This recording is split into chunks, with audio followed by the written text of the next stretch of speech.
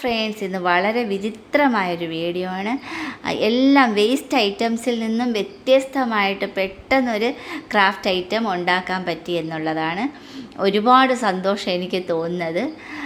കാരണം ഇത് കണ്ടില്ല, എല്ലാം വേസ്റ്റാണ്. ആ ഒരു സെല്ലോ ടേപ്പിൻ്റെ ബൈൻഡും അതുപോലെ തന്നെ ബൗളിൻ്റെതാണ്, സ്ക്വയർ ബൗളിൻ്റെതാണ്, അതിൻ്റെ ഒരു അടപ്പും അതുപോലെ തന്നെ പ്ലാസ്റ്റിക് തെർമോക്കോൾ ഐറ്റം. അത് ഏതോ കോസ്മെറ്റിക്സിൻ്റെ സാധനം വാങ്ങിച്ചപ്പോൾ കിട്ടിയതാണ്. അടുത്തിരിക്കുന്ന ആ വൈറ്റ് കളറിൽ അതും ഇതെല്ലാം ഒരെണ്ണം പോലും കളയാൻ എനിക്ക് തോന്നാറേ ഇല്ല.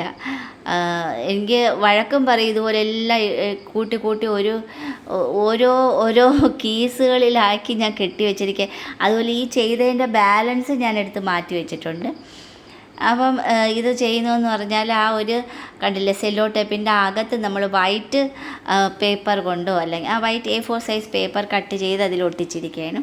അതുപോലെ തന്നെ ആ ഒരു അടപ്പിലും A4 സൈസ് പേപ്പർ വെച്ച് കവർ ചെയ്തിരിക്കും. ഇതെല്ലാം കംപ്ലീറ്റ് ചെയ്ത് കഴിയുമ്പോൾ ഇതൊന്നും നമ്മൾ ഇതിൻ്റെ എല്ലാത്തിൻ്റെ ആ ഒരു രീതി തന്നെ അങ്ങ് മാറുകയാണ്. കംപ്ലീറ്റ് നമ്മൾ കവർ ചെയ്ത് കളർ ചെയ്തെടുക്കുമ്പോൾ ഇതൊന്നും വേസ്റ്റ് ആയിരുന്നില്ല എന്ന് നമുക്ക് ബോധ്യമാവും. ഇതെന്ന് വെച്ചാൽ ഒരു ഉണ്ടല്ലേ, ഐസ്ക്രീം ബോളിൻ്റെ അടപ്പാണ്. അപ്പം അതിൻ്റെ ഏറ്റവും മുകളിൽ വെച്ച് ഇതെന്ത് ചെയ്യാൻ പറ്റുമെന്നാണ് ഞാൻ ചിന്തിച്ച് ഓരോന്ന് ചെയ്തു പോകുന്നത്. മുൻപേ കൂട്ടി ചിന്തിച്ച് വെച്ചത് കൂടിയല്ല. ഓരോ ഐറ്റംസുകൾ ഇപ്പം കംപ്ലീറ്റ് എനിക്കിതൊരു പാഷനായി മാറിക്കൊണ്ടിരിക്കുകയാണ്. അപ്പോൾ ഇതിൽ വരയ്ക്കാനുള്ളൊരു തീം എന്ത് ചെയ്ത് വെക്കാമെന്ന് തോന്നിയപ്പം ആദ്യമേ എനിക്ക് അതൊരു ഹോൾസിന് വരയ്ക്കാമെന്ന് ചെയ്ത്, പിന്നെ അല്ലെങ്കിൽ ഒരു മാലാഖയെ ചെയ്യണമെന്ന് തോന്നി. ഇതൊന്നുമല്ല, ഒരു യൂണിക്കോൺ തന്നെ ഞാനത് വരച്ച് ഔട്ട്ലൈൻ ചെയ്ത് അത് കട്ട് ചെയ്തെടുത്ത് അത് കുറച്ചും കൂടി ഒരു ഭംഗിയോടുകൂടി ചെയ്തെടുക്കാൻ പറ്റും എന്നൊരു തോന്നലിലാണ് ഞാനത് ചെയ്തത്. യൂണിക്കോണിനെ വെറുതെ ഔട്ട്ലൈൻ ഇട്ട് അത് ആ ഒരു പ്ലാസ്റ്റിക് തെർമോക്കോളിൽ ഔട്ട്ലൈൻ ചെയ്ത് കുറച്ച് കട്ടിയോടെ നിൽക്കും, കട്ട് ചെയ്ത് ഒട്ടിച്ച് വയ്ക്കുകയാണ്.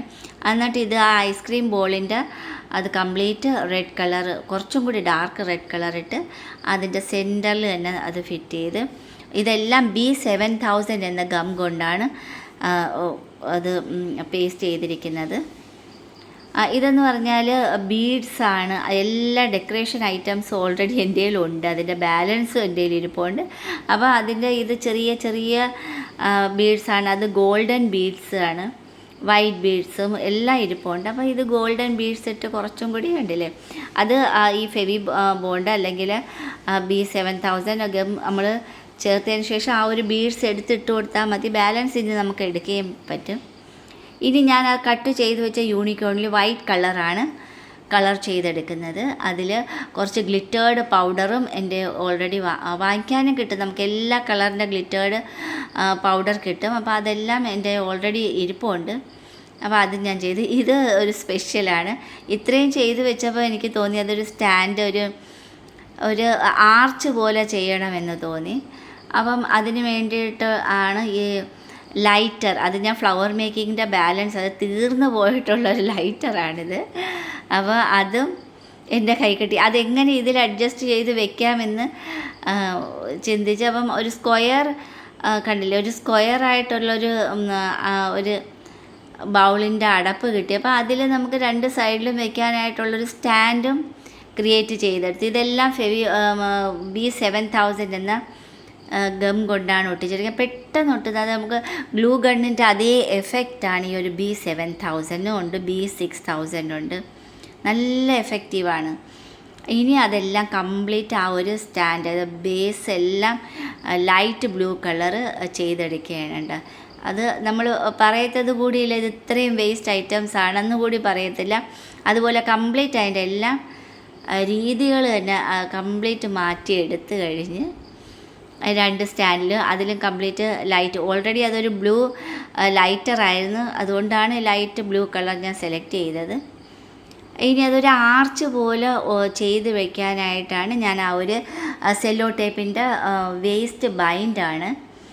അപ്പോൾ അതിൽ ഗ്ലിറ്റേർഡ് ഗോൾഡൻ ഷീറ്റ് ഒട്ടിച്ചെടുത്തിരിക്കുകയാണ്. അത് നമ്മൾ സിമ്പിളായിട്ട് കട്ട് ചെയ്ത് അത് ഒട്ടിച്ച് ഈ ഒരു ഐറ്റംസിനൊന്നും ഒരു റിസ്ക്കുമില്ല. പക്ഷെ കുറച്ച് ശ്രദ്ധയോടെ ചെയ്യുന്നതേ ഉള്ളൂ. എന്തൊക്കെ ചെയ്യാം, ഇതിൽ നമുക്ക് ഇതുപോലെ തന്നെ സ്റ്റാൻഡ് ചെയ്ത് വ്യത്യസ്തമായിട്ട് എന്ത് വേണമെങ്കിലും നമുക്ക് ചെയ്തെടുക്കാൻ പറ്റും. ഇതുപോലെ നമ്മൾ ഓരോന്ന് വെറുതെ ഇരിക്കുന്ന സമയങ്ങളിൽ ഓരോന്ന് ചെയ്യാൻ പരിശീലിക്കുകയാണെങ്കിൽ ഓട്ടോമാറ്റിക്കലി നമ്മൾ ഇതിൽ ഇൻവോൾവ് ആവുകയാണെങ്കിൽ ഒരുപാട് മൈൻഡ് റിലാക്സേഷൻ കിട്ടും. അത് സത്യമായിട്ടുള്ളൊരു കാര്യമാണ്. നമുക്ക് മൈൻഡ് ഒരുപാട് റിലാക്സ് കിട്ടും.